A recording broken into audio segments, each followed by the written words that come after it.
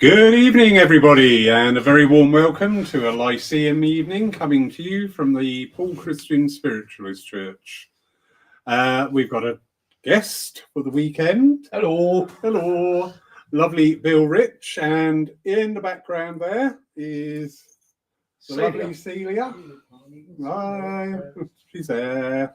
Keeping tags on me. Yeah.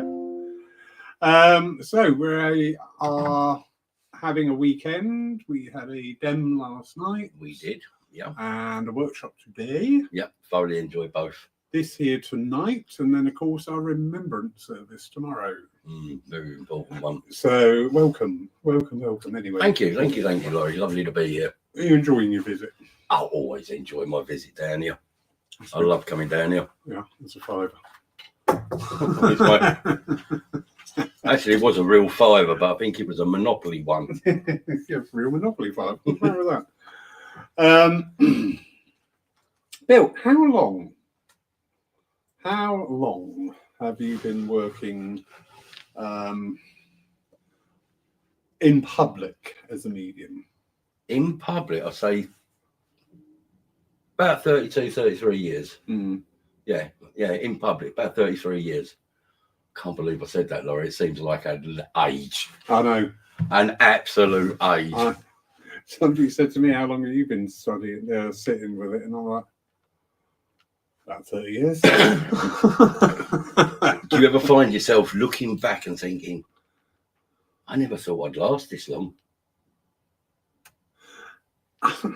That's interesting, because when you come into it, you don't actually make a forward plan. No, you go with that wave, don't you? You just follow it. Yeah. And I sometimes remind myself and say, I can't believe I've been doing it 33 years. Like, actually doing it. No, I love it. You love it? I do. Little bit disenchanted at the moment, disenfranchised. In which way? Well, we got stuff going on.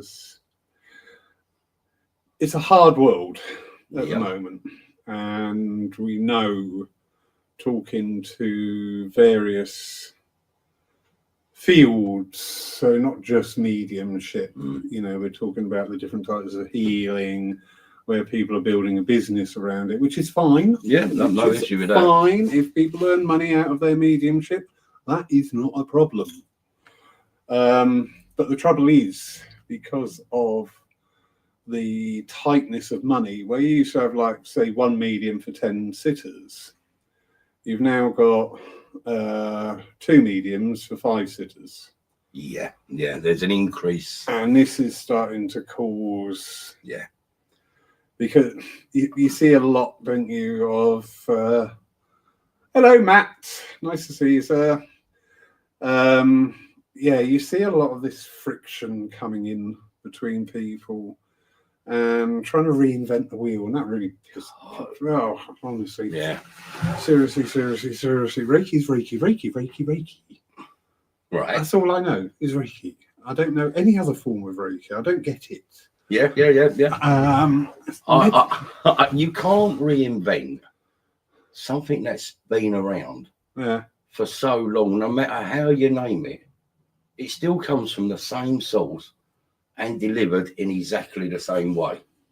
But you've got to give it a fancy name, a gimmicky name, just to bring people into it. I know. I was just seeing there was a post out the other day, and I just sat there and I thought, yeah, maybe I'm just getting too old. Maybe I just need to retire, because I just don't get this stuff. I'm actually gonna throw a spanner in the works here. I remember. Do you remember? Yeah, I haven't seen that for ages. I remember when I started and I was just coming out of circle. Funny you should say I remember, because as you said that, the Womble came in, Julie Caswell. So I remember you're a Womble. Hi, Julie. Hello, Julie. I don't know you, but I'll say hello, Womble. Do you know what I mean? And I remember the old established mediums at the time. Bear in mind, we're the young bucks coming through. And it's like, who are you? Do you know how long I've been working? Oh, yeah. But they were moaning about the style of mediumship Right? That was coming out. Here we are, 30 odd years later, going, I don't like what they're doing.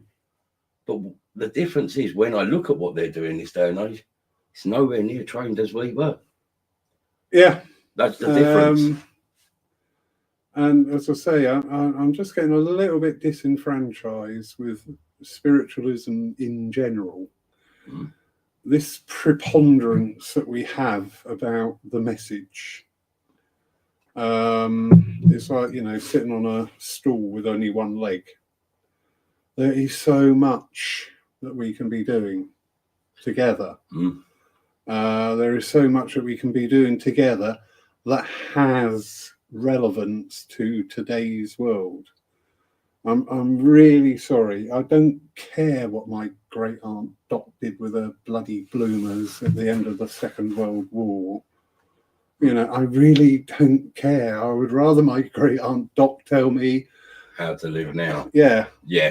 What to do, well, not what to do, but have thoughts about today. I think that's this is only my own opinions here. I think the criteria of spirit now, years ago, was the evidence. It was the message to prove that actually when we die, the physical body dies, we live. But it's so widely accepted now, TV, magazines, radio, mainline streaming and etc. Now, I think there's this well-being. How do I live? How do I cope with now? And that is a hard world. And I think, I can see a point with that. Yeah. Spirit has always guided us, but, we're getting old, mate. We're maturing like fine wine. Yes. Wine just needs retopping up somewhere, yeah? Yes. I'm like a classic bottle of Amarone if anybody's buying me a Christmas present. Anyway. I'll just have a nice Bacardi. Anyone out there who wants to chuck one to me. And I think now, if you can bring that in, that spirit is here, we are here, we give that proof we're here, but we're here to guide you, to help you navigate this world. Yeah. And I've said this to a few people. I always used to hate the word well-being, but that is what people are searching for. Yeah, I get the well-being. That opens up onto the wider market. And anything like that brings forward sort of like peace, healing, whatever, that's fine.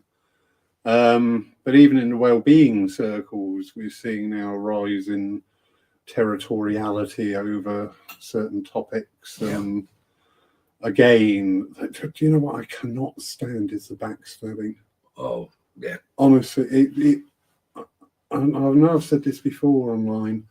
I can't find the word on how it makes me feel. I really can't. It's just hideous. My mum was a medium. I think I've said this to you before. And I remember when my mum was as proud as punch when I started to train and work. And she said, if you think you've taken knives out of your back in your life, wait till you become a medium.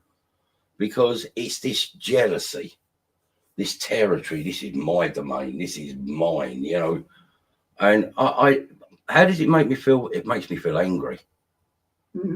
It makes me feel angry because at the end of the day, we're there to help each other. I have no qualms, and I've said this on live before. If someone phoned me up and said, I'm having difficulty with spirit, how do I do this? If I can advise them, I will advise them. Because that's what it is. We're helping each other all the way along. Not, I can help you, here's a price tag. Or I can help you, but don't go booking that venue because that's mine. Yeah. Right? You are getting that now. Yes. Hello, lovely Marion. Yes, I come across that several times. Yes. This is my turf. And I'm like, my turf. Are you medium or some cheap East End gangster ripoff? I'm really sorry. I really don't know where you're coming from. You booked that hall. I'm sending the boys round. I know. Gang of elderly ladies who are going to sit there unwrapping sweets all night. Sweet wrappers, yeah. We did the workshop today, didn't we? Yeah, when I was in there and you were sitting there. Oh, yeah. And you look at them. I've been asleep since then. I thought you was asleep through it, but there you go. Right. A lot for the teaching. Yeah, anyway, there you go, on. mate. Get a decent teacher. Yeah. And I kind of want to say I've done my time. Right? I've learned my trade as best I can, but I'm always learning and refreshing and learning. And I wonder where, like the workshop today, where these people are going to go.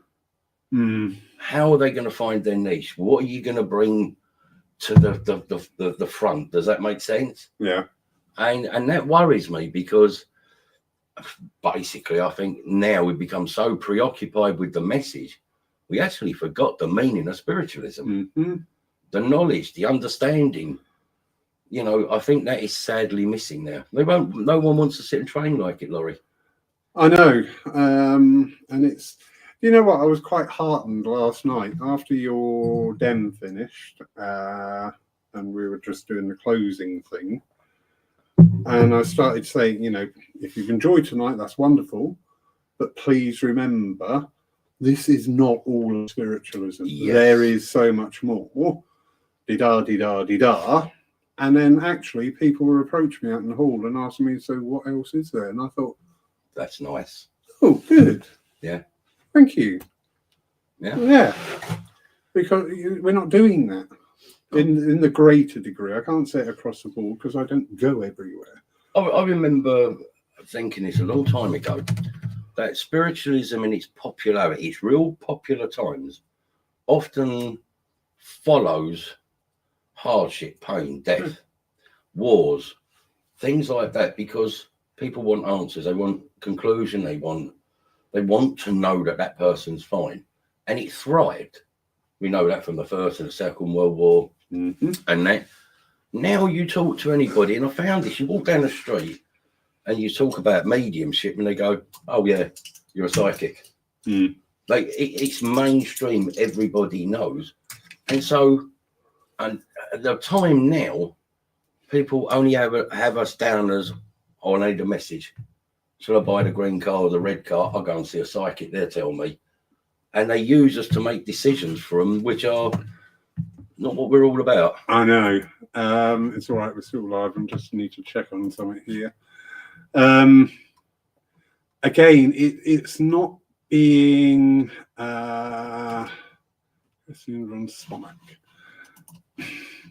it's not being disseminated in an intelligent way. And I don't want to sound high-handed or anything like that. It's not from that whatsoever.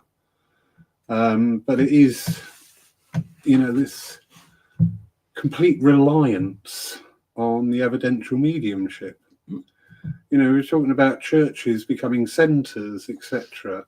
You know, I'm really sorry. It doesn't matter a fig what you've got written over your door. It's what you offer. It's what you do. If you're going to change, radicalise what you're doing. Tomorrow's service, remembrance service. Yeah. No dem of mediumship in there. And I know some people will go, "Oh, where's the dem?" Yeah. It's separate. Yeah. Under the religion of spiritualism, we are having the remembrance.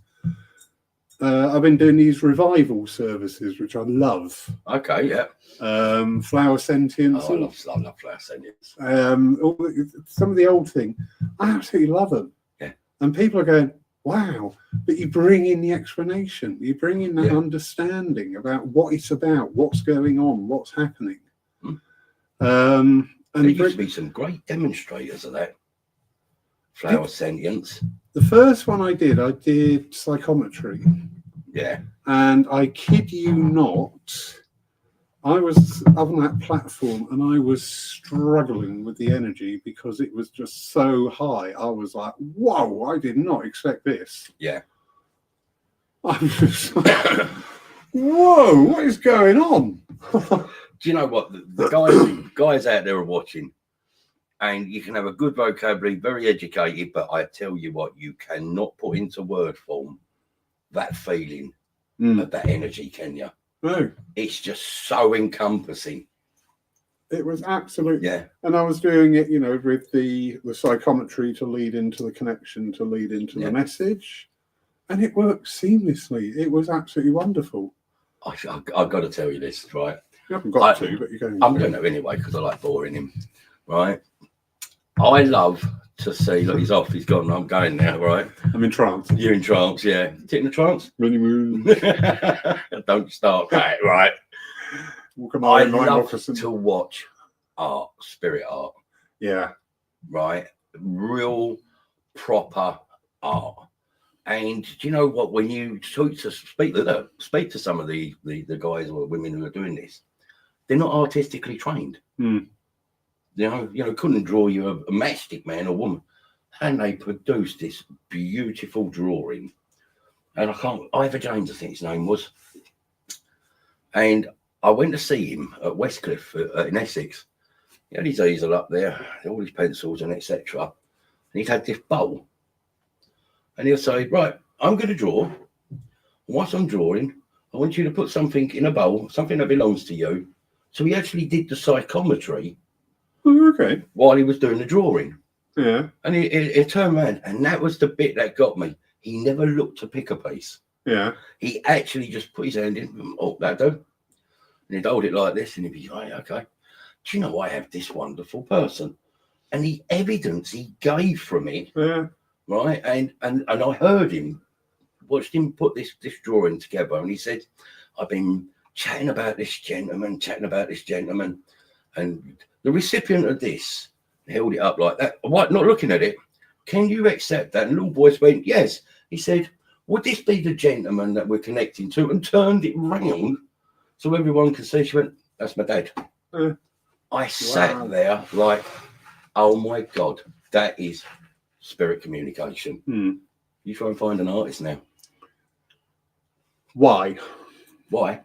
Now, I sat with my team and I said, why do we not get the names that we are so used to? Go on YouTube, good old Gordon, name, you know, flying out, address, all this. I said, why are we not getting that? And there's sort of two things. Today, you don't use names so much. Right. And I thought, that's true. Ivor James, Geraldine. Yeah. She would have a very big interest in that. Yeah. So she's Googling away. Yeah, we don't use names as much nowadays. And he said, number two, he said, you stop looking for them. Yeah. And I thought, I get that because everybody freaks out, don't they? Yeah.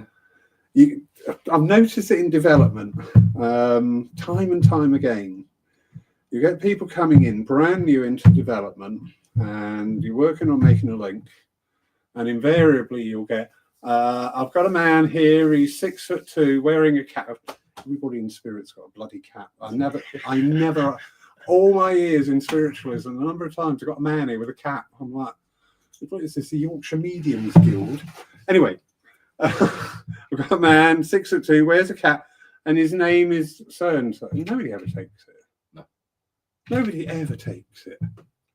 And I always say just build. Build from the bottom up. Yeah. Build from the secure that connection. Bring that in. And do you know what? I've sat there, I was at the top of 100 names on Google. And I've sat there a few times now going through it, going Albert, Arthur, Horatio, you know, and reading out the name to bring it into my awareness. Yeah, it's the effort you put in. I remember one message last night. I don't often remember messages, but she pulled me outside and wanted to say thank you for a message.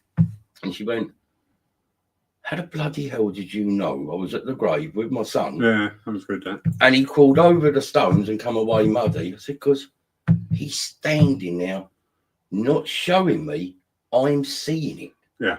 He's actually come within my energy and showing me what is his memories, what he saw you do. And it wasn't what she said, the thank you. It was that embrace, that thank you. It come from the heart, you know, and that was lovely, you know. And you're a medium, I'm a medium, many mediums out there. And we're saying the same thing. Well, if you've done it once, why can't you do it all the time? Yeah. Right? And I'm sure Spirit give you these little carrots that keep us going. Does that make sense? Very much so. And I always find if you turn your attention to something new, in your mediumship, it will really stand out at first, and then you've really got to start working on it. It's like, this is what you can do, now get on with it. Yeah. Going over to the comments. Lovely Geraldine Stormfield. She's such a nice lady. I really like her. She's saying about Ivor James. She said, I knew him, great man, did everything, also a musician. Yeah. And wonderful Julie, talking at Wimbledon Church. They had an art exhibition. We have quite a few portraits by Ivor James and Coral Poge. Yeah. Coral Poge used to work with Gordon a lot, didn't she? Yeah. Keith Charles worked with her. Did he? Yeah. Oh, all right. Yeah. My mum knew Coral, and I've seen the drawings that she's had from Coral. They knew each other as friends. Mm. There's something else. Yeah. Yeah. I always say, if you've ever done this, have you heard that thing that you can look at a picture done by a great artist and you can see it in the eyes? They seem to catch the eyes, don't they? Oh yeah. We've got two pictures here, and wherever you are in the church, they're looking at you. Yeah, funny, yeah. Spooky. It's one of today's world, Richard Stuttle. Right. I love his artwork, and what I really love are his. Oh God, the name's gone. Old age, mate. They'll do the circle, the picture, and it's all the message in the picture. Yeah. And yeah, his stuff is just awesome. And he's just had a little baby girl, so well done, both of you. But you say with the artwork, it was. I still think it's got a very valid place in today's spiritual movement, but you don't see them. You don't see good speaking mediums with addresses, powerful addresses, by letting spirit come in and actually work. It's all about the message. Yeah. And this is where we go back to the same thing. Some of the old school ways, flower sentience. That's great fun. Oh, I used to watch Barry DeRose do it. Really? Right. Barry DeRose doing flower sentience. Seriously, Barry DeRose. Okay. Celia's laughing. I can hear her in the background. And what did Robert Cucumber do?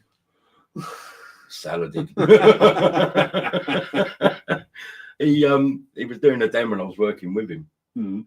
And as I was doing my style of mediumship, right, he was doing a sentience. So I stood there and I went, I think I could do that. So he went, well, go on then. I was like, oh. Yeah. You called me bluff now, didn't you? So I was just like, please, God, don't make me look stupid here. And I picked it up and I went, oh, yeah. And I was just looking. There was just this energy coming. And it was like, yeah, this is unfolding because of, and this, and then suddenly it went straight back to this is who's telling me. Yeah. And I said to the woman, can you understand that? And I had to ask her twice. I said, you're not just saying that for the sake of it. And he went, I ain't working with you no more. Like that, joking. But yeah, he was fantastic at it. Well, it goes back to auragraphs. That's the word I'm looking for. I have a fascination with auragraphs. Yeah. I sat in Anne Randall. She's fairly local to here. I sat in her workshop and I was just playing about. I had no intent in trying to draw a face, big round. You actually stay like that, you look a lot better. Yeah, ping pong ball with big ears on it. It's the face. I had, I'm like, I'm not going down that for it. And I was just doodling. And I'd just done this really nice picture. And I was like, bloody hell. Where'd that come from? Yeah. You ever heard of a medium called Bill Forrester? The name's on the edge of my knowledge. I have heard the name, not anything in depth. He was a spirit artist. Yeah. And he used to say about how they would train one side of the brain. Okay. Right. And he said, this will be you, and that side will be spirit. Yeah. And I said to him, tips? I mean, I like drawing, right? But I'm not like a spirit artist. Does that make sense? I can do good bulimia drawing, but that's about as far as it goes, yeah? And he would say, sit still, you know how to contact spirit. you know that you can sit there and spirit can impress you, they can talk to you, but don't do none of that. Just sit there with the pen or the pencil, right? And just let it happen. And he said you would be surprised. It will start as squiggles. Mm. And what it is, they're looking to gain the control of the medium, not through the mental ability, more through the physical ability. And he said if people did that, you would be surprised. And it's a lead up to, well, prelude to automatic writing. Yeah. Let it flow. Yeah. And he said, and this was years ago, I like Bill, and he said, no one sits for it now. There ain't, do you know what he said to me? There isn't a market for it. That's what he said. There isn't a market for it. Yeah. Sad. But I just don't know, as I said, at the moment, the way things are, I'm just that little bit despondent, and I need to pick myself up again and kick myself up the backside and just get back on the horse. I don't think you're alone there. No? No. Well, that's good to hear. For that. No, seriously. I mean, maybe the guys out there themselves would answer this. I have threatened for 33 years. I've never been a medium that has said, I'm going to take a year out and have this year sabbatical, yeah? Mm-hmm. I've always worked. But this year, and I said this to Keith Charles, my mate, is as close as I have come to actually walking away from it. And I genuinely give you my word of honour. Why? Because I don't recognise it. Hmm. And I'm going to explain to people, and I hope if I can, yeah? Well, you are the guest. It is your show. Well, no, we'll allow you. Right. I've no objection and no problems with mediumship and earning money, mediums earning money. No problem with that. You can stand up on a platform, whether it be a theatre, you would do your job. Whether it be a hall, you would do your job. Mm-hmm. But I always have stood by and always will remember where I come from, which was the churches. And the churches is the nearest I can get to finding true spirituality or spiritual connection. Mm. You will not get that standing up on a theatre, right? Because you are the message machine. You will get that in a den. You are the message machine. A church service gives you the chance to impart knowledge through an address, to create the ambience with the spirit world, the spirit mind. Yeah. And I got to the stage where I thought, where am I going? This is becoming, I'm going to use the word, and please, I mean this nicely, bored. Yeah. Yeah, I get that. Bored, where am I going? And so I had to, I did, it was forced upon me by health. I took a back seat, and with Celia's health as well. And it gave me time to sort of readjust my views. And then, like today, when you do the workshop, or last night in the den, and you see the power of spirit communicating, and you think, you still got a place, right? I think now you've got to be selective. Yeah. I think you've got to be selective, and I think you've got to make your mind up through your training.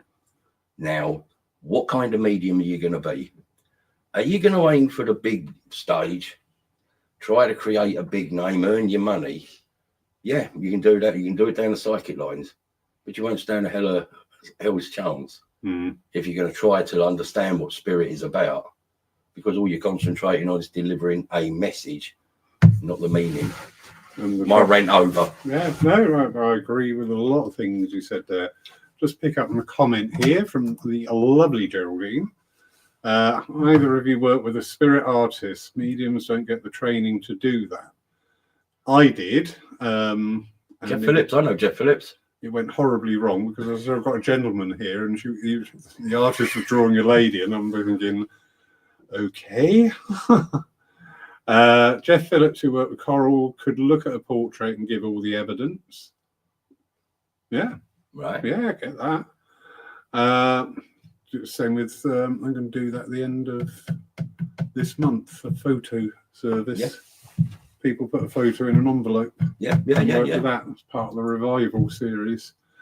And Bill Forrester, who worked at the SAGB, same building as Coral at the same time. Bill is a great teacher.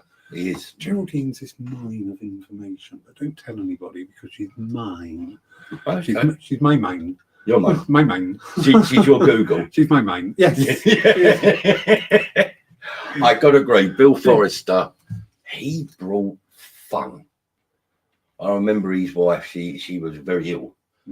Take her to the shows, and he'd put her in push her in a wheelchair and everything. And you get up there, and Bill was just Bill. You know, you could laugh, you could joke. There was no air, no pretense. This is who I am. And it reflected in his work. You know, that is it.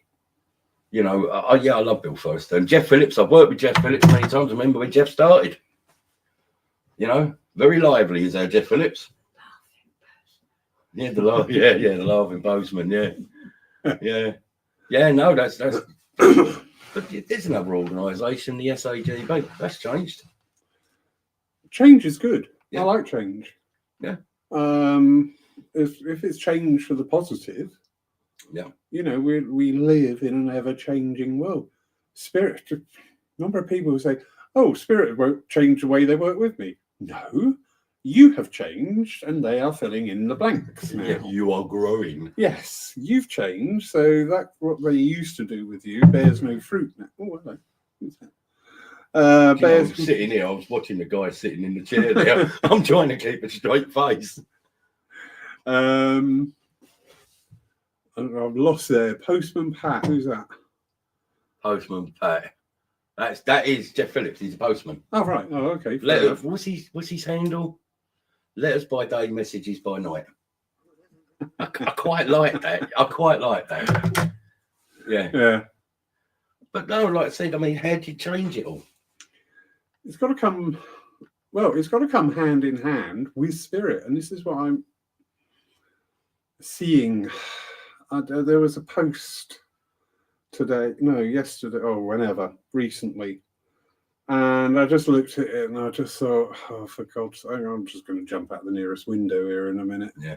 Thanks for coming the other night and supporting me doing mediumship. It was great that you were all there on my behalf looking out for me. And I'm just like, really? Okay, the Ego bus has just arrived at Terminal 2. All aboard. I know, it's just so frustrating. Anyway, Angela, darling. Kathy Lee Lucas, trained spirit artist on the SNUI. Very nice. There we go. Right. Super. She's a lovely lady, Kathy. Yeah, I like her. She did one of our evenings and showed some of her art, and it's very good. Yeah. Very good. Tony Katz, another good medium. Used to do spirit art. Mm-hmm. He was actually a trained artist. And he used to work with his wife, so he would do the drawings and she would do the messages. Have you ever worked with a spirit artist? I said only once, and the first link was I've got a man here, and she was drawing a woman, and I was like, okay. I worked with Ray Edwina Brown. Used to have the Spirit Messenger magazine that used to go all the way round to all the churches, and before we had online. Edwina Brown, yeah, that rings a bell. Yeah. And when I was working with her, the only thing that I found was you get on and do your message, and she'd build this picture up. And then she'd say, you'd look and she'd go, I've got this message. And she'd have information with it. And then she'd go, right, would that make sense? Yes, I can take that. And then you'd stop and go, can you take also? Because you've got that person standing there. If you can, I think you've got to have a good balance between the medium and the artist. They've got to be able to work together. That goes hand in hand. Sorry, I've just got to deal with a comment here. You know, from these people who live near Fleet in Farnborough and places like that. And somebody's complaining because we're the same time as Strictly. Yeah, but we're much better. I know. Yes. Yeah. Can we vote this person off now? Do we tell? Yeah. Yeah. We can vote them off. Yeah. Come on, everybody. We'll have an audience vote. Yeah. Who's going to leave? Bye, Amaru. Where were we? I ain't got a clue, mate. I gave up the plot. Remind me. Because I was just about to come out with something. Yeah, this balance you got to have between you and the medium. Thank you. Because again, going back to this, everybody trying to get an angle, yes, to get people in. And I so bang this home in my circles. Do not go jumping up on a platform with just anybody. Nobody will look after your mediumship except you. Yeah. It is your responsibility. Yeah. I was invited to do an evening of mediumship, and they said, there's 2 other mediums. I said, who are they? And they went, oh, sorry, I'm just waiting for the confirmation. I said, well, I need the confirmation before I say yes. Yeah. And she was quite rude, actually. She said, well, I'll get you. And I went, I'm not getting up on the platform just anybody. Anyway, as it turned out, one of the people, I went, yeah, that's really not going to work. She hates me. She would quite happily set fire to me on stage. So that really ain't going to work. Yeah. But it's the same as a circle, isn't it? You've got that energy compatibility. Yeah. And if you've got somebody in the circle and it's sort of like not flowing. When you sat in circle, and the guys out there, if you've sat in circle, do you ever remember a time when you was fast approaching the time where you're going to leave circle? Mm-hmm. Can you remember that time? Yeah. And your circle leader is saying, you're near, you're very close. I want you to come up with me. Yeah. You've done that apprenticeship, if you like. You've worked on readings. You've done a few message open or closing prayer or address even. And you're getting ready to go. And my circle leader, my first one, was very strict. You are a fledgling for 2 years. That means I will look after you. I will protect you and guide you. And I'd go, Maureen, I've been asked to work with this medium. Nope, you're not working with that medium. Mm-hmm. And I go, why? She said, I'm just telling you, do you trust me? I'd go, yeah, do not work with that medium. Yeah. Right? Now, that medium you can work with. Do you know what it was about? The medium that you work with would protect you. Yeah. Offer support and help you if you stumbled. A lot of the mediums want to use the fledglings to actually make themselves look better. Yeah. And that's what she explained to me. All that's 30 odd years ago. And it's still relevant to this day. I think we fail up and coming mediums because I like that, the 2-year gap after leaving circle. Yeah. I do like that. Because there's a hell of a difference. You actually got something right. Eh? You must have actually got something right. Well, that's happened sooner or later. You've been here 48 hours. I mean, the law of averages said it should have happened by now. I'm going to vote myself off, ladies and gentlemen. Please join in the vote. We're taking votes now. The law of averages said you should have been right about 1:30 yesterday, but that came it didn't work, did it? Anyway. But yeah, there's, and again, the structure of a typical divine service is an hour and 20 minutes. Yeah. And probably 15 minutes in total is taken up with the hymns and the chairperson's part. So you got the poor old Frederick, and suddenly got an hour and 5 minutes. Yeah. It's a lot of work. Yeah. I'll give you some facts and figures, my own observations. On average, I would say a medium through a service will do between 5 to 7 messages. Mm-hmm. Right, they're usually about that 7-8 minutes long, yeah. And that's fine doing that. You've got a short time, and if they're taught that it's quality, it's not quantity. Yeah, it's the quality of it, yeah. And I teach my own. When I used to run my own circle, and I would say to them, "You're a fledgling for 2 years," and they go, "Why?" I said, because it will teach you to build up resistance, stamina, and learn your craft. Learn your craft, because you'll have to overcome so many hurdles, from the noisy sweet rappers to your own doubts, your own fears, your own nerves, but you got that safety. Yeah. You're able to help. And Laurie, but the last time I run and took me in the intermediates to platform, I started to notice a change then. That is, I'm ready. Yeah. And the ego creeps in, the bus turns up, they all jump on the ego train, yeah? And I'm being serious. I look around and I think, I had 5 or 6 that were ready to go out. Not one of them is working now. They don't last. They haven't got that longevity. That is something I really notice. And coming out of spiritualism into the spirituality world. You've got all these wonderful new philosophies promising you, salvation, XYZ. They don't last. They don't last. They don't, do they? No. And they're flare up. Everybody's running around going, "Oh, they're wonderful," and then a year, 2 years later, we done a workshop today, and what they learned was another stone is laid in that foundation, which will last them a lifetime. I've always been a great believer. You don't communicate with anybody until you can communicate with the spirit. You can get used to the power of spirit sitting within it, building up until you're ready to start communicating. Then along come the guides. Does that make sense? Yeah. And you make that connection, and it's like whatever problem you got, I've seen you work, and I know you do the same. It's like, oh, something's wrong here. I can go to spirit. When I say go to spirit, I'm going to my guides, saying I need help. And I know that so many people are told by a circle leader, "Yep, you're ready. Out you go."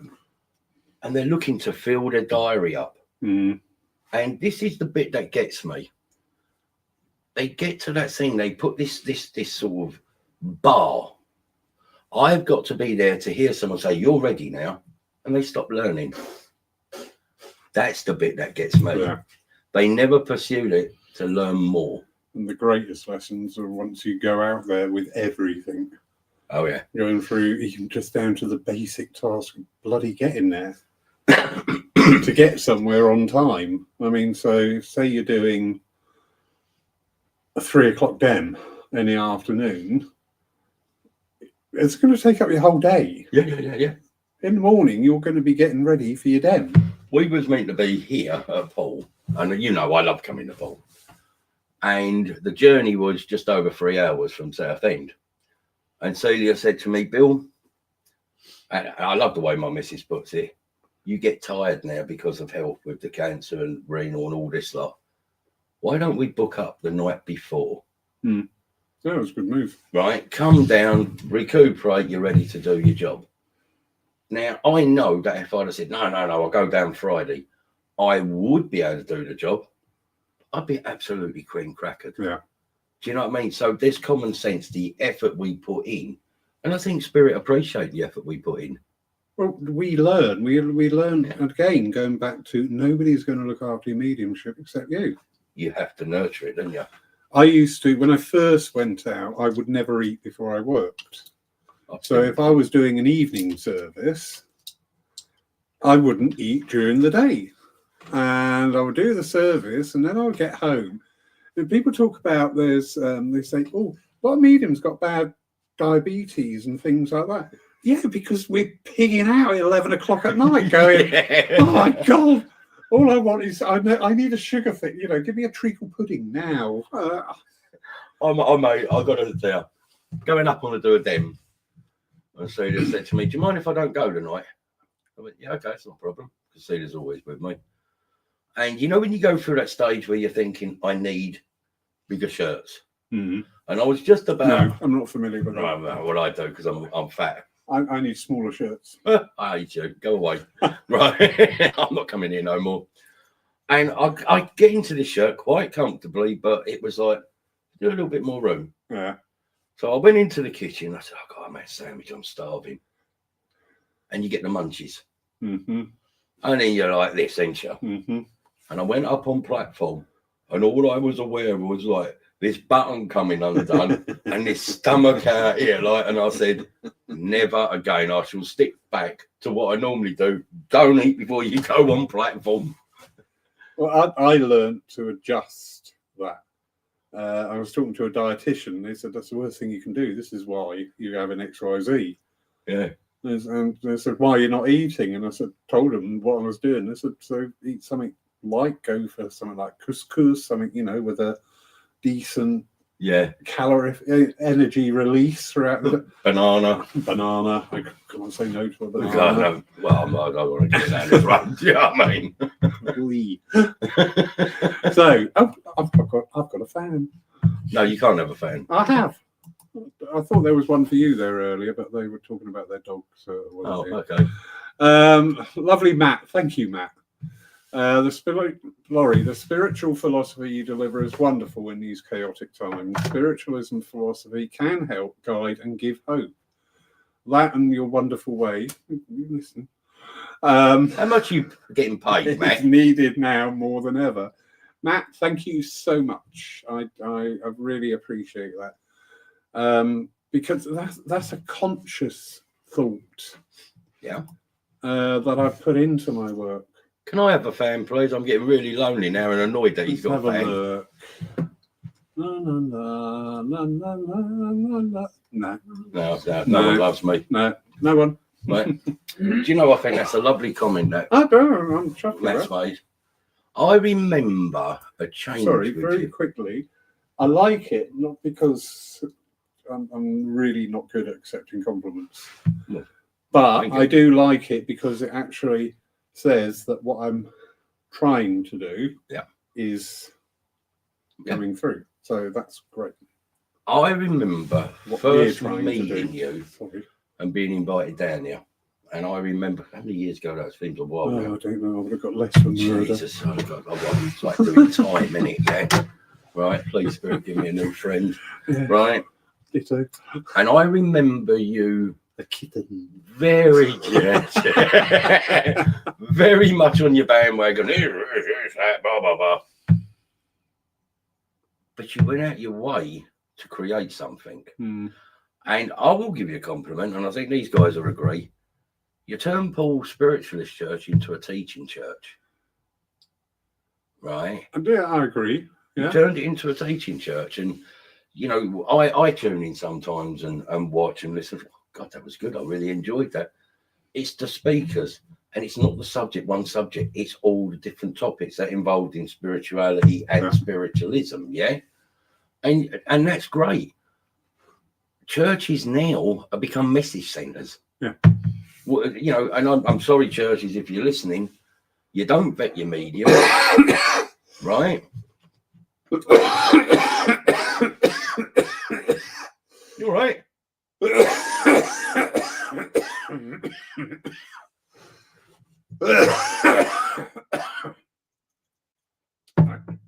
saw the light. This is like 3 months of cough. It's so debilitating. Anyway. But they don't vet their mediums. They'll let anybody on. Oh, you should have Mary this on because they're brilliant. Yes, here's a service. Well, here's a dem. So to me, what you've done here, and I think Matt is right when he gives that, the philosophy is a teaching for everybody. Yeah. A message is for the individual. However, saying that, you deliver a philosophical talk, encapsulates the essence of spirit. It gives a message to every single person. I'd love to see more of it. Yeah. Do you know, I've worked at churches where I've actually seen signs. No more than 10 minutes. I know, yeah. 5 minutes. No, can't talk about this, can't talk about that. Where did that come in? Disappointing. Because, what's it, the phrase, they're only here for the message. I love hearing that phrase. Yeah. Every time I hear that phrase, I go, oh, really? So who are they? Who are these they that you refer to? Yeah. Do you speak to they? I think the other one. Have you ever asked they? You've left 2 people. Can't you just give them 2 people a message? No, I'm finished. Yeah. End of. Yeah. But then again, on that note, we've got various factors. It's not one thing at the moment that's causing some of these issues. Right. The big rise in, I know you don't indulge in the online mediumship. I'd like to get you on there just so you can experience it. Yeah. Just so you can try it. Because it's fascinating. But then again, you know, anybody that's got a phone is setting up a centre or something. I am seeing now And again, anything I say, anybody, I'm not being high-handed or anything at all. I'm just down to earth. I know 2020 happened, and so we saw the start of the peak of people coming into work online. It was fascinating. I love working online. Yeah. Honestly, I just, a couple of times I'm online, I'm thinking, Christ, I wish I could do this on the platform. See, I have done online as in one-to-one. Oh, yeah. Right? I've done it and it works. Mm. And sometimes I'll do it by phone. Right? I can do a phone. It works absolutely fine. Yeah. Because that person hasn't got to be in front of you because you receive relay. You know, I get that. Yeah. There is a place for it. Would you say it's in decline now? What, the online? Yeah. Yeah, well, this is where I was going. That's why I'm a medium, so I know these things. Really? Really? Really? Yeah. What am I thinking now? Now you know what us two are like. What am I thinking now? I'm not that, I've got dad. Oopsie. Oops. That threw you, that didn't it? Everybody took it because it was the only form of expression. Exactly. We got the lovely Angela Foster in the room. She does amazing. And I'm not saying that because it's Angela and she's worked with the church as well. She does some amazing demos. She does some amazing teaching. If you're still there, Angela, would you say that you are getting more selective on invitations? Yeah. Because speaking for me, I do. I had one person once asked me, and I said, "So what's the format?" And there was 2 hours, and I said, "So what's the format?" "Oh, well, I introduce you, and it's over to you." And I went, "So you want me to do 2 hours of mediumship?" "Yeah." I said, "I ain't doing that." No. "Well, other mediums do." And I said, "Good. Go get them." Yeah, that's good. Yeah. So you have a list of people who will do that. Carry on. Yeah. In the churches, physical. Again, we're clinging onto these edifices of the past on what a week's schedule is in any church. Walk into any town, anywhere up and down the country, go to a spiritualist church, and I can tell you that on their notice board will be a midweek dem of mediumship, Sunday divine service. Yep. So every church, 2 mediums a week. Yeah. 8 mediums a month. 12 votes. Exactly. 96. Yeah. Thank you. Took a minute there. See, I'll send that over telepathically, you know. Did you? Yeah. I got 69, but never mind. You're on your own. But then you multiply that. Yeah. So in our area, there's 5 churches. Yeah. And those slots have got to be filled.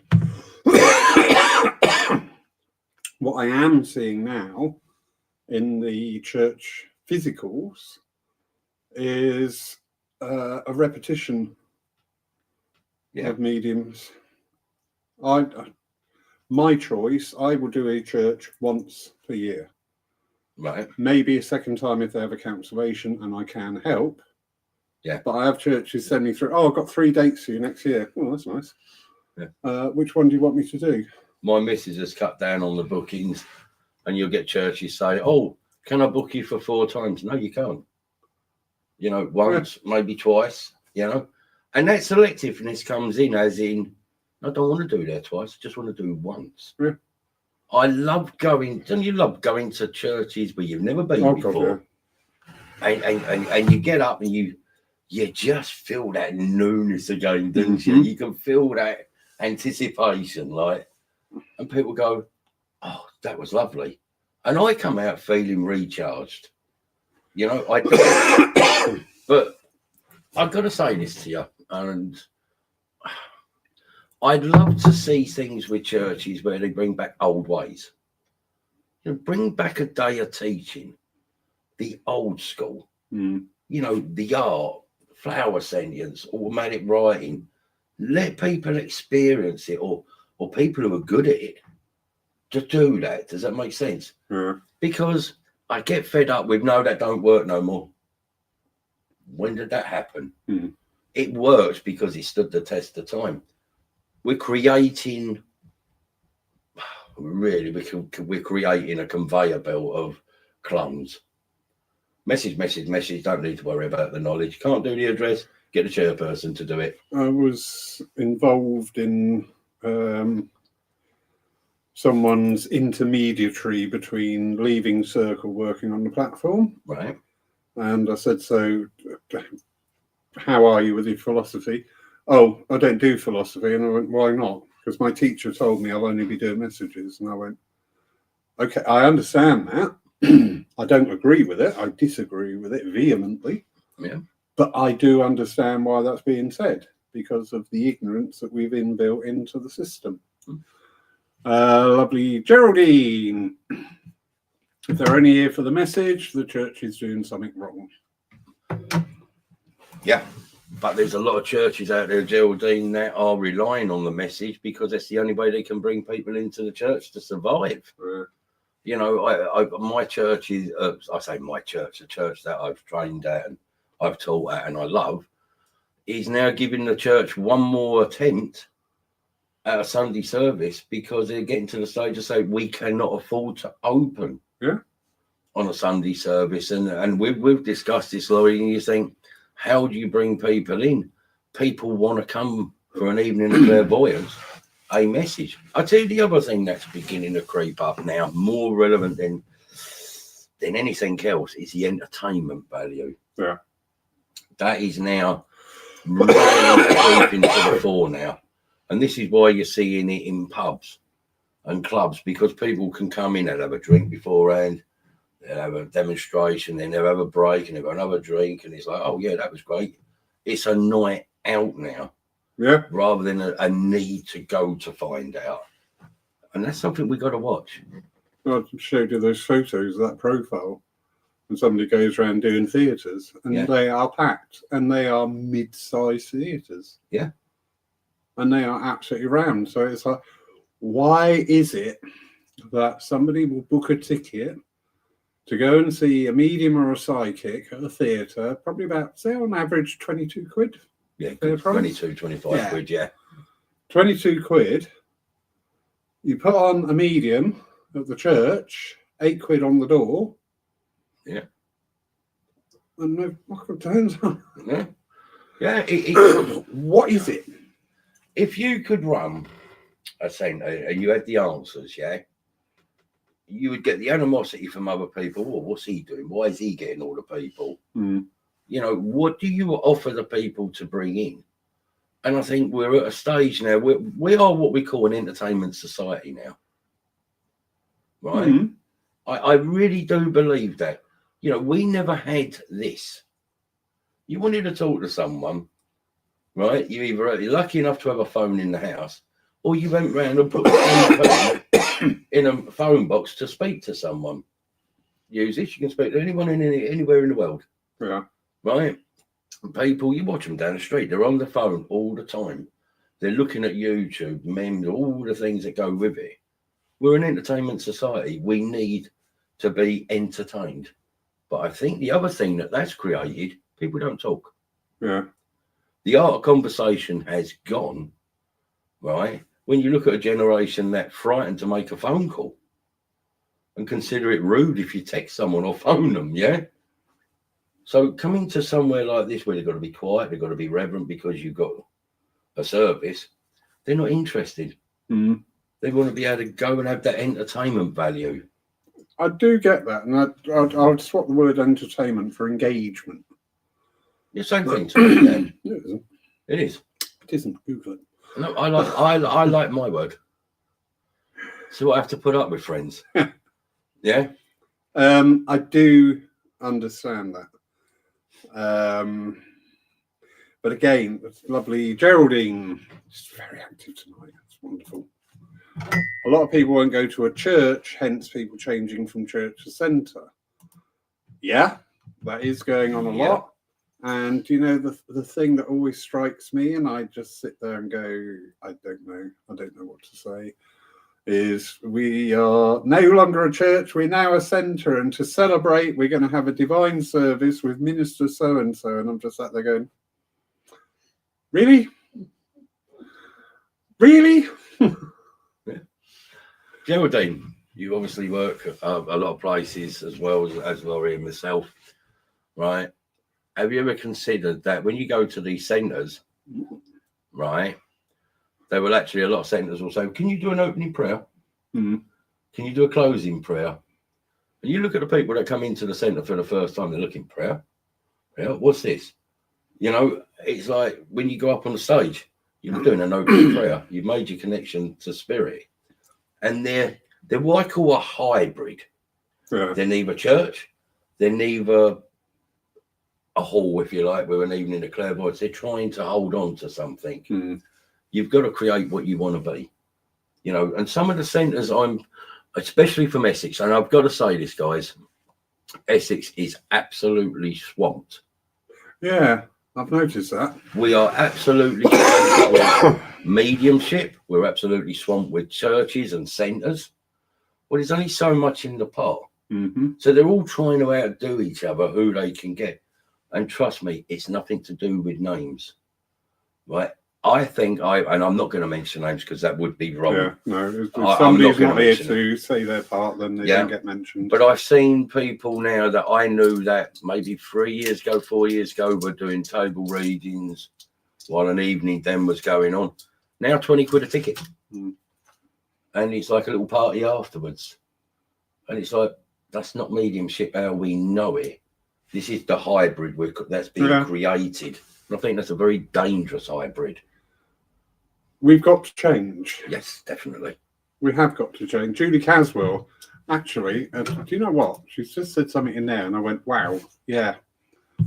In my opinion, it's a dogma of religions that put people off going to church. Love this bit. It's just not fashionable going to church.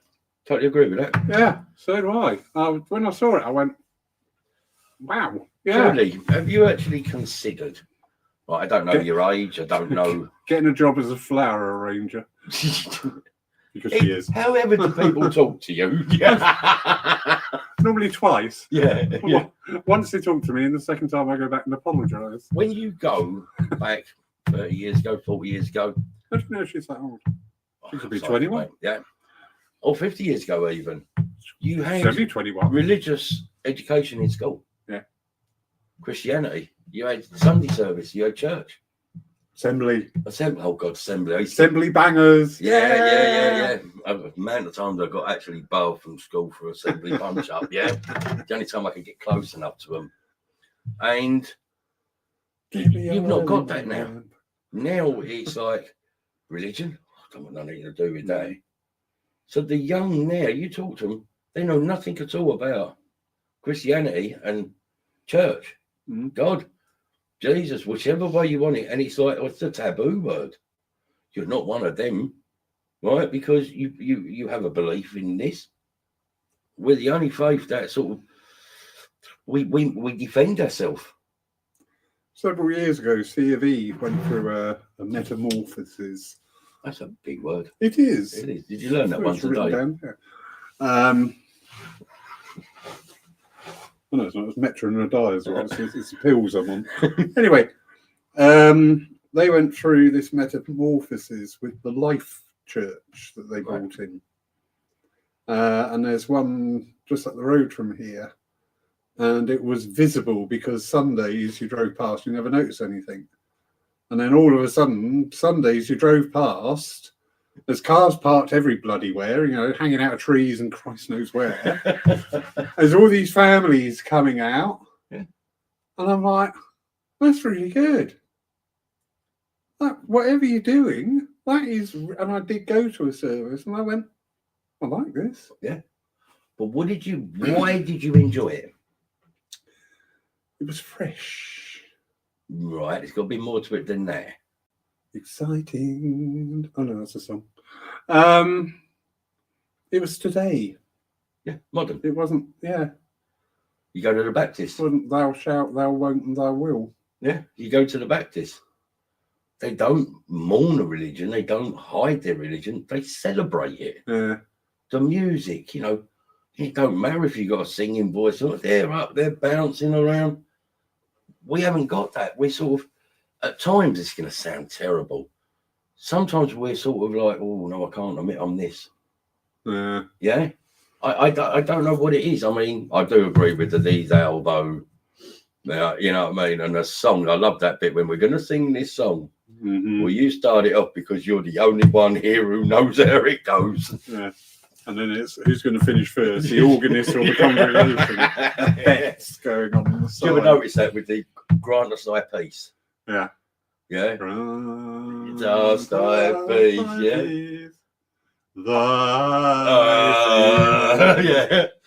There was one church, right? Peace. I swear to God, when they went to sing it, there was a little starting gun go. Boom! And they're under starters orders and the spiritualists are singing Grant space, Grant space, Grant space, and the music is about 10 yards back. You know what I used to say? If I could have a wish and I stand tall before the man in the spirit world, right? And he says to me, Bill, you done your job. Yep, you happy with it? Yep, done the best I can, God. What wish would you like for the spiritualist movement?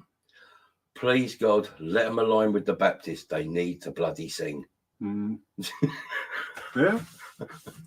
I mean, we have seen, and again, where we're changing from churches to centres and starting to modernize. So there is the will there. Sometimes it doesn't cross into whatever. If I hear Spirit in the Sky once more when I'm taking a service, I swear to God, I will throw myself off of the platform. I was at Cambridge last week. That was on at Cambridge. Oh, well, I didn't know that, but yeah, it's just. And your feet still tap to it, Laurie. Oh, no. Don't go. Oh, great. My favourite. You know how it goes. I know.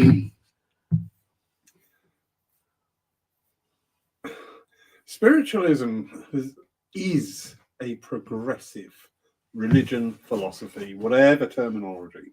We're not here to argue the toss over words, right, or semantics. You would agree it is progressive. Yes. We need to be that progressive. Yes. We stagnated. Yeah. We need to be. When I came into spiritualism, the battle cry was, we've got to get youngsters into our church. 2025, the battle cry is, we've got to get youngsters into our church. And it's like, you haven't managed it in the last years. Yeah. So obviously you're doing something totally wrong.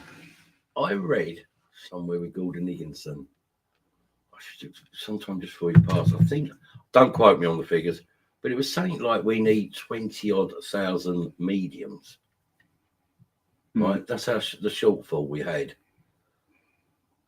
I would say now, trying to find a medium in the sense of what we know a medium to be, is very difficult. And that's not the evidential mediums, that's mediums across the whole board. Where will it be in 10 years' time? I can't put my finger on it. I think we are losing churches very quickly. And I don't know the answer to bring them in. You know, I just really don't know. I think you do fantastic here when on a Sunday service. No, not just on members, but on a service. You have a good number of people. Because you create something that says, I want to go to church. And that is the thing. It's that, right, okay, yep, it's Sunday morning. I'm going to church. I've seen churches change their times. Winter times. We won't start at 6:30. We'll start at 2:30 in the afternoon. Yeah. And try to help to bring people in. That is the worst time to do this. But it's like, you know, very rare. The whole day gone. Really? Oh, mate, you can't plan around that, can you? Anyway, Marion, lovely Marion.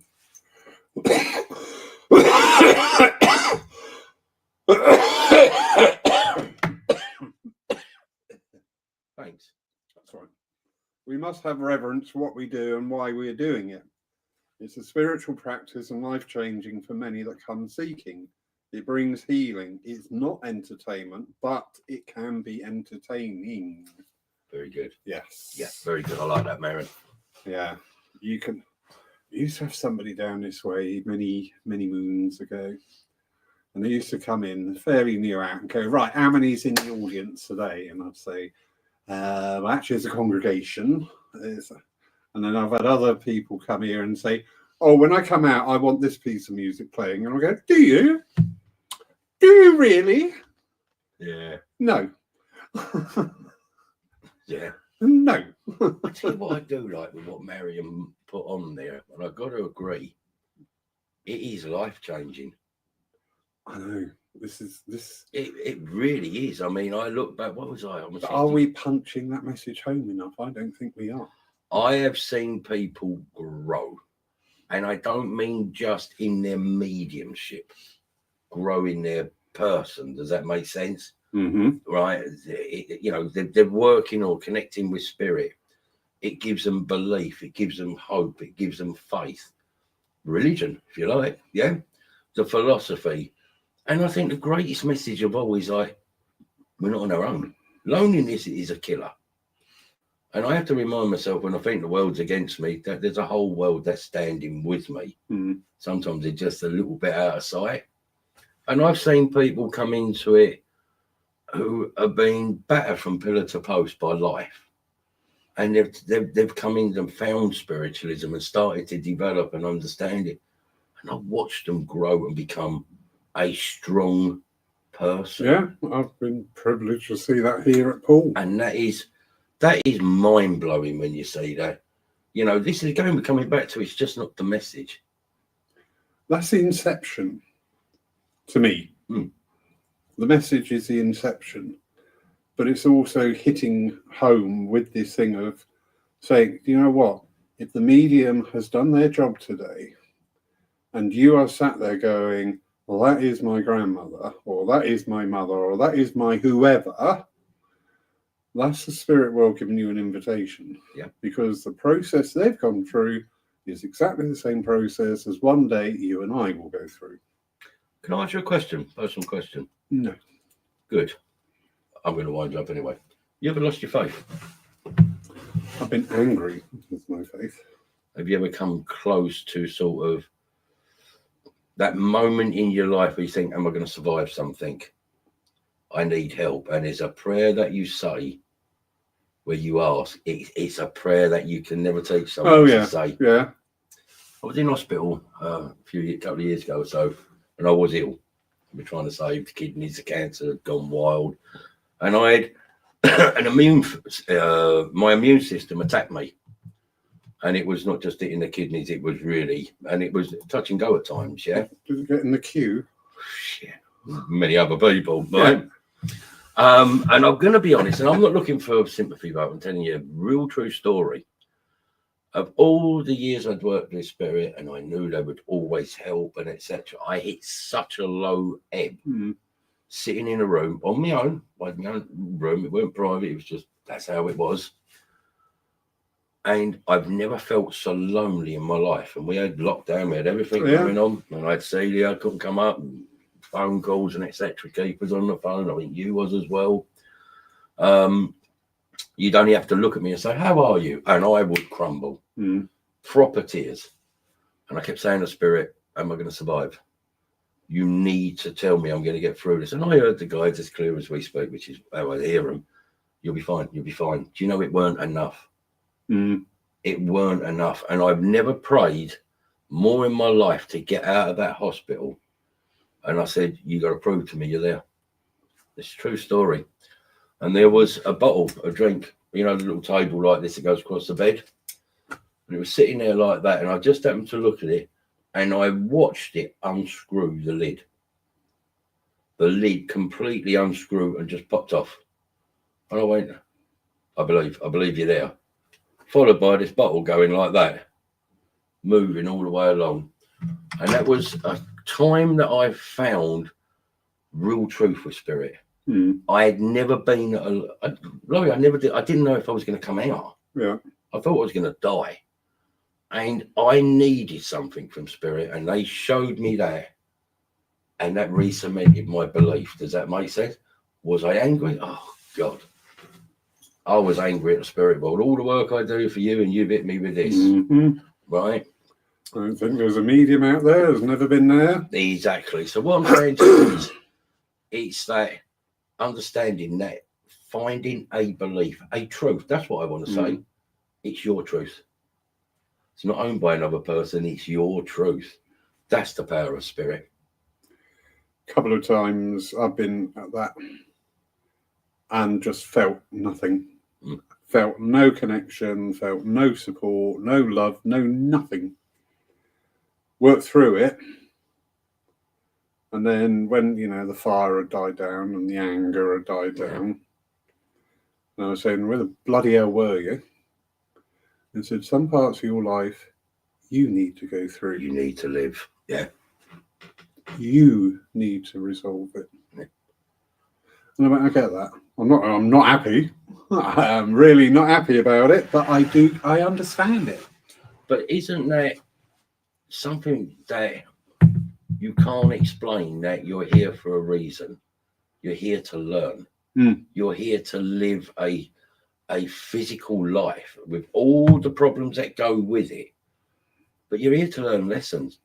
And I find that sometimes it's so easy to say, what should I do? How should I do this? What do you think? Tell me. And then you go, no. And I stand back like that. You're on your own. Because it's that decision that you make, rightly or wrongly, you gain experience. Yeah. And that's what I like. And it is hard sometimes. And yeah.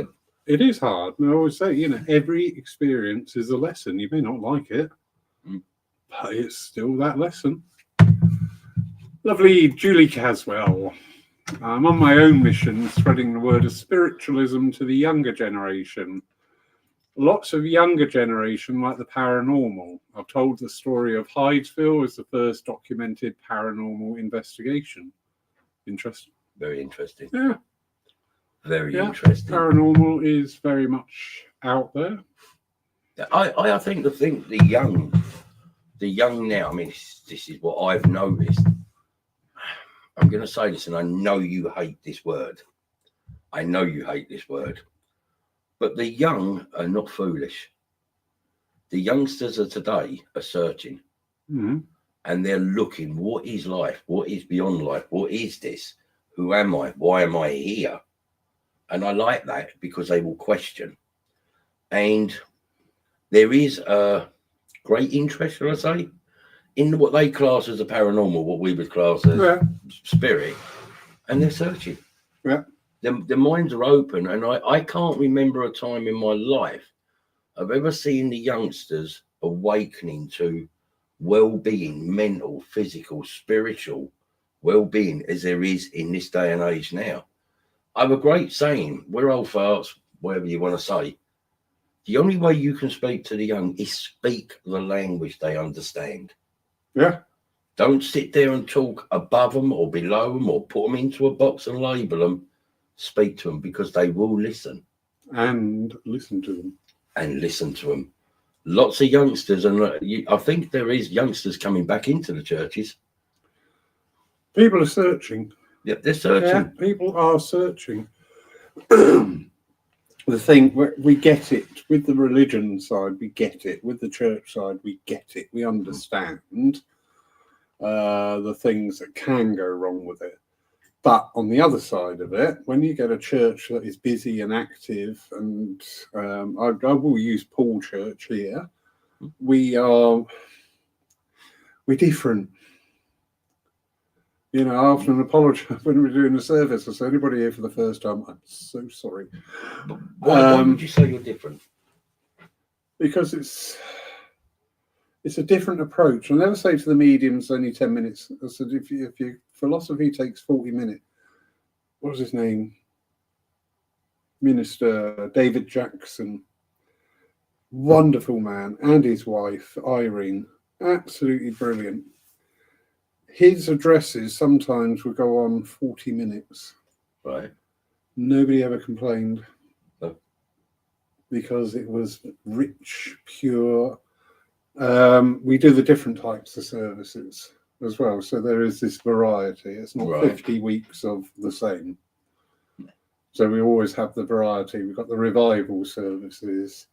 We have the Lyceum services. Yeah. Different twists on the same theme, but different ways of looking at it. I watched your services on a Sunday. Catch up. You know, sometimes I'm doing other things and I don't get a chance. And it's so refreshing that you put it out to the world. Yes. It's a service.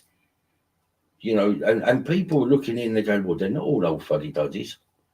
There's laughter there. There's fun there. There's a family feeling to it. Does that make sense? I'll go and have a look at that. It's open for people to search. Yeah. And I don't know about you, and I can't speak for anybody else. I'm one of these people, I like to test it. If I do something and I like it, I want a bit more of it. If I don't like it, I won't tempt it again. Yeah. And I think that all comes from the moment you walk through that door. Yeah, very much. It's the welcome, it's the energy, and the fact I've seen it here. Someone last night, Celia was sitting there. I think it was Sue. Yeah, Sue was last night, wasn't it? And she come up, hello, Celia, do you mind if I sit next to you?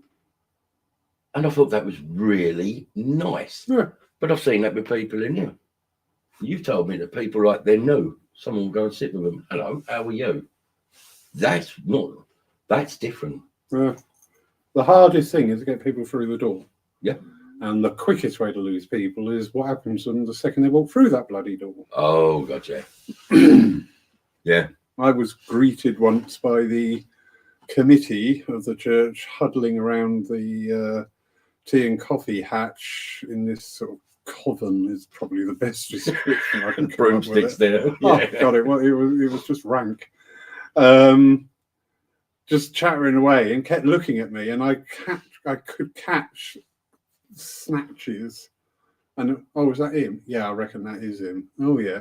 Oh, he's down from Poole, and what's he doing up here? And I'm just stood there as the guest of the church, thinking, I think I'm going to go home in a minute. Yeah. This is pants. my claim to fame was going to a church. When I used to work with the sea, I would regularly do about 125 miles round trip because we were digging up on the river Orwell. That was my job, digging bait, sea bait. And I was younger, I was fitter and everything.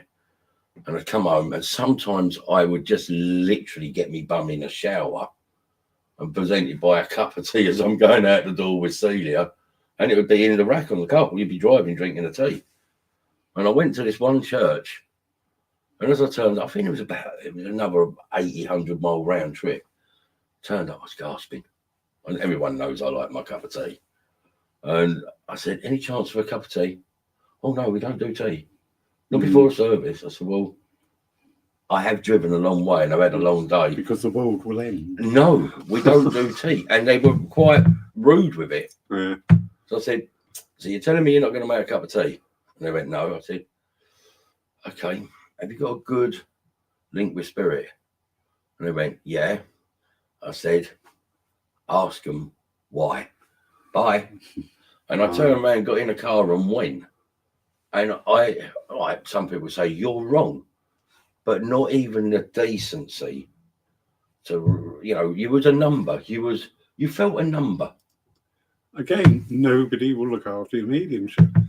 I was taking out a new medium, and obviously upstairs had a hand in this because they very kindly came and picked me up.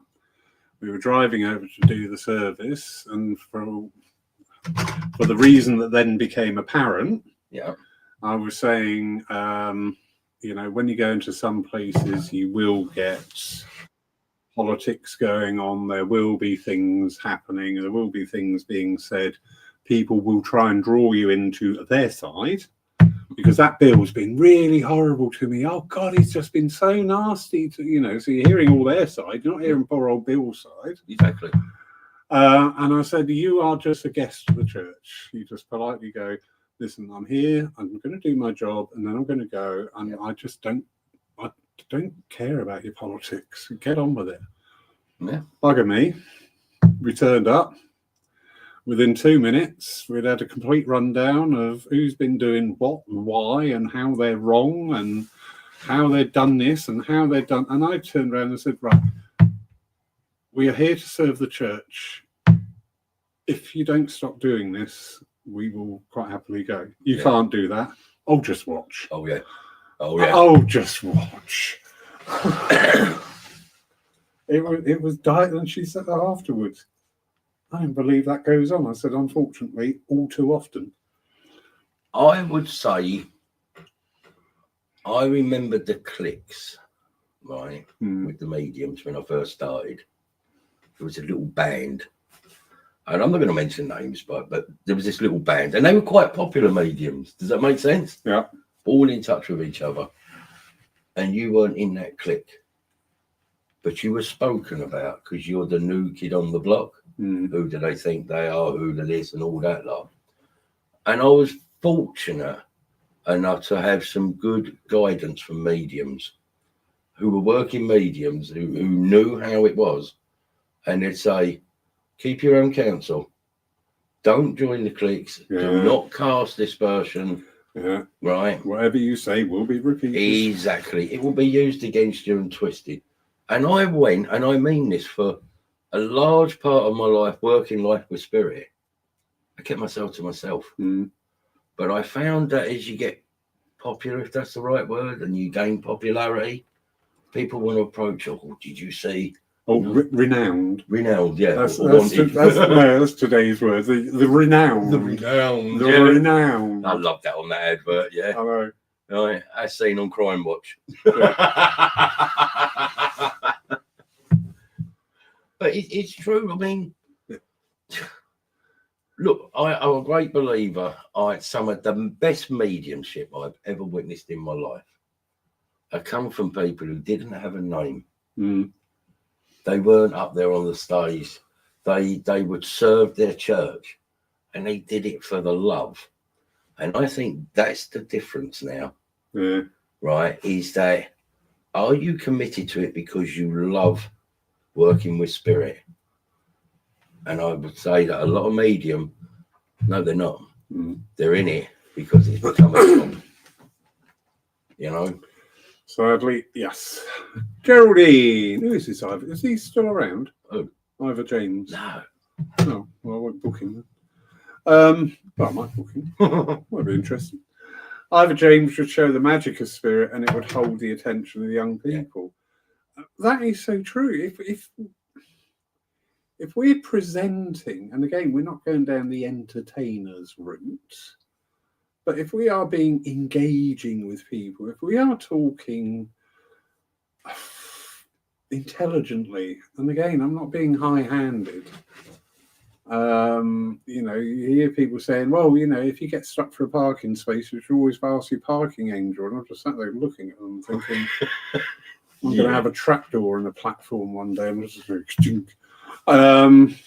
I like that. I think it'd be great. I'm going to go up on the platform tomorrow, and I'm actually going to check to see where the seams are.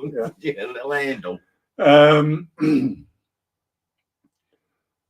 We have got access to all the information that ever is, was, and could be. Yeah. But we're scratching around looking for Aunt Doris's bloomers at the end of the Second World War. Yeah. Just bringing us in a nice circle back to the beginning. Back to the beginning. I think there's a monopoly on spiritualism. Yeah. And certain organisations. Come train my way. Come do it this way. You can apply that not just to the organisation, you can apply that to the mediums. Exactly. Spirit are the greatest teachers. Yeah. All you got to, are you a compliant student?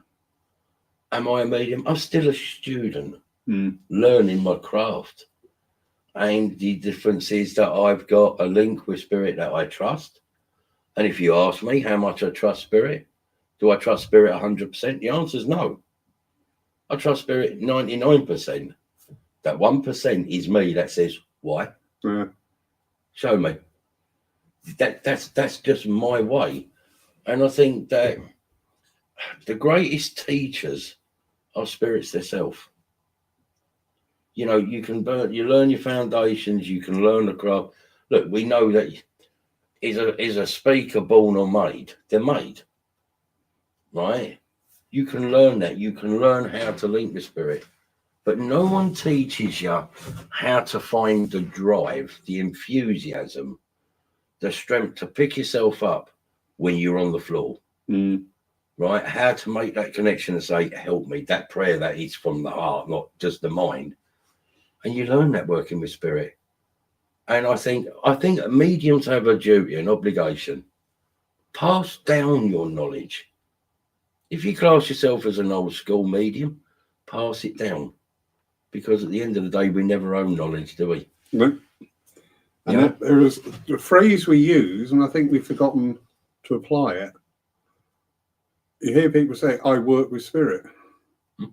Work with spirit. Work with. Yeah. Yeah. I don't work for. Correct. But also, I'm working with spirit. I'm not working with the latest number of hits I can get on my video, or exactly how many likes or thumbs up or angel blessings. Oh, yeah, I've seen that. The love arts and all. The thing is, right, is a simple thing to say. Spirit can't do it without you. And you can't do it without them. And I use this. Get your hand. I could say, get your hand a minute. Right. You shake hands, you meet someone, you go, hello. We're tiny. Right, shut up. Spirit. It's like a they give hand. They give a bond. I've got a bigger hand on my action, man. I am definitely going to. You're going to see physical mediumship in a minute, friends, yeah? See, he's going to be laying there. He's not knocked unconscious. Yeah. He's in trance. I'm in trance. I'm in trance, holding my eye. Because I'm Horatio Nelson. Yeah. I seize the sea. Yeah. Geraldine, service or business. Yeah. Yeah, very, very apt, isn't it? And that is a line people have got to walk. Yeah. You know, people have got to walk that line, but it is what is the motivator? You know, when you're stood in front of 12 people, are you counting up the amount of money per head, or are you going, oh, they're interested? I love that. Do you get that? Yeah. You'll get a group of people and there'll be a couple and you go, oh, yeah, okay, what's this? I want to know. Yeah. You've heard me say something is going on. I want to know what it is. You know when you get that devil in you on platform? Yeah. And you've heard me say it because I've seen you laugh when I go, you want to play a game? You want to play a game? You want to play a game? So, innit? Yes. Right? And say, look, what do you mean? You didn't want to be here, did you? You don't believe in this, do you? No. Well, what happened this night then? And that happened, and this happened, and this is a man who done it, and you see that face change. And you go, oh my God, he did that. How do you know? I love that. Because Spirit's saying, I will prove to you I'm here. Yeah. Do you know what I'm saying? I really love that. Business, look, if you're going to do it for a business, fine. You know, find your reasons. But I've got a question for you and everybody else out there. And it is a hard one, but think about it. If you could never, ever charge or receive payment for your mediumship, right, churches, centres, wherever, would you still do it? Yeah. Why? Tell me your reason why. Because it's the biggest part of me. Exactly. It's the biggest part, isn't it? It's that love. Right. And if you notice mediums, they give when there's nothing left for themselves to give. They will somehow find that spark to be of service. You do see that sometimes in a positive, sometimes in a negative. Yeah, burning yourself out. Yeah. There seems to be only one medium working in London at this time, because every day you turn on Facebook, I've just done another service here and there, and I'm really thinking, okay, that's fine. Also, I had somebody say to me once, no, I'm only ever happy when I'm working on platform. And when they said that, I was like, I think we need to sit down and have a very long conversation here, because you know what? That is sad. Fraught with a lot. Do you know what I do? I switch off. I absolutely switch off. I go fishing. It's my sport. I love it. I fish competition.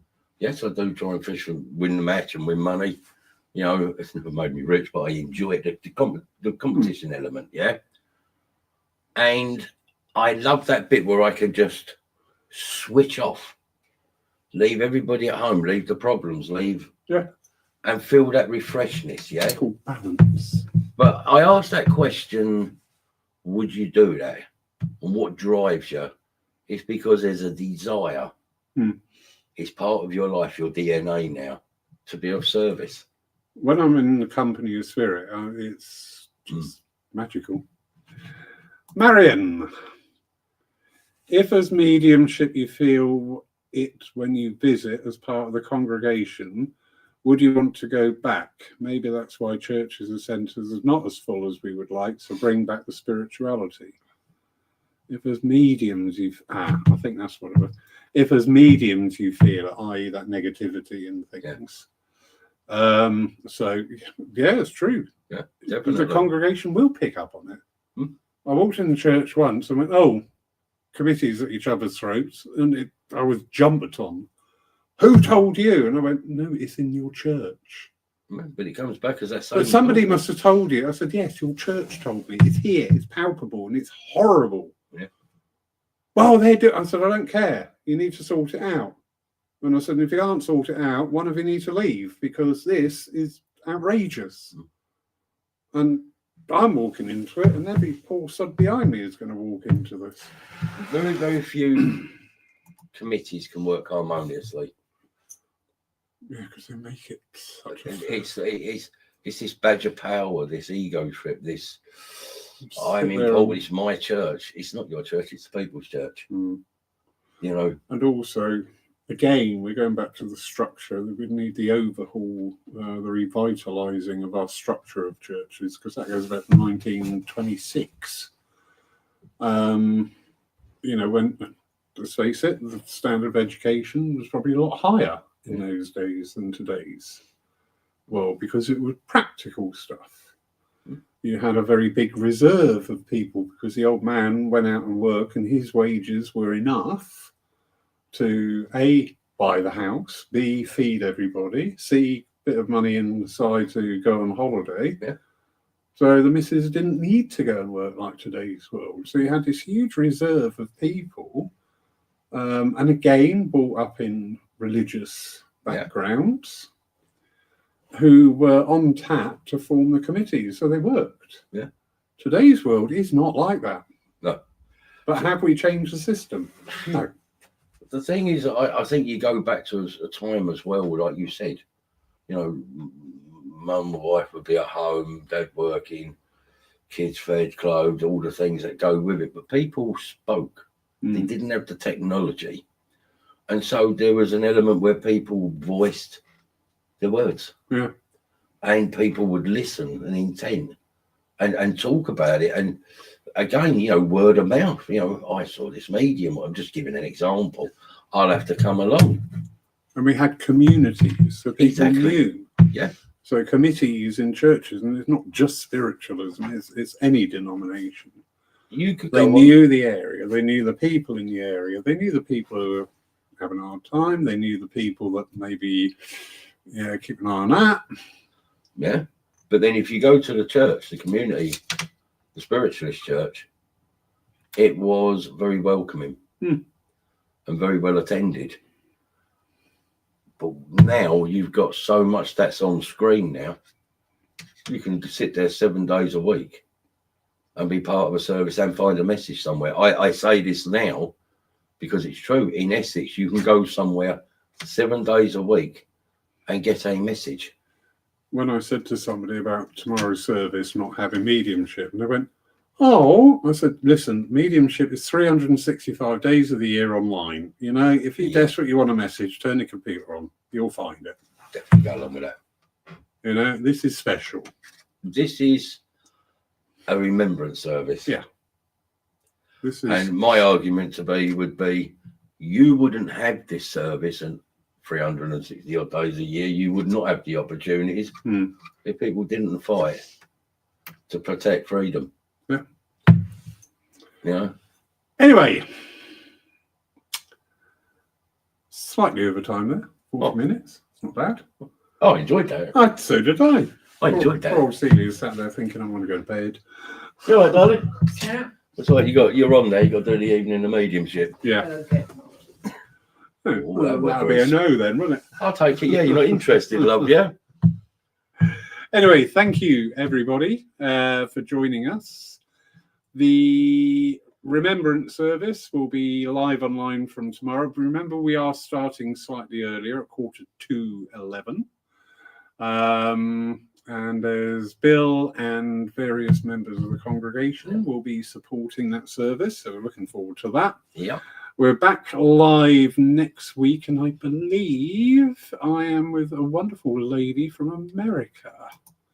I believe I am. So, yeah, the adverts will be out for that.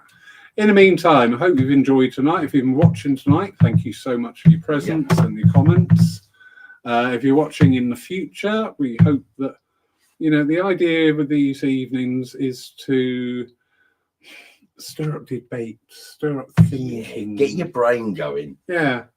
Yeah. And just, you know, if you enjoyed it, great. If you didn't enjoy it, great, because that means you've got your own philosophy or belief structure you follow, and that's fine. Absolutely.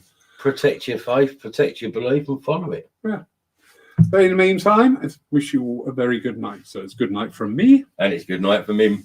I like that line. You've got a fan. No, I don't believe I've got a fan. You've got a fan. Great conversation this evening. I was on your guides workshop in Poole a few years back, Bill. Loved it and your work. There you go. Thank you. I have got a fan. Well done, It's 1-1. 1-1 now. Good night, everyone.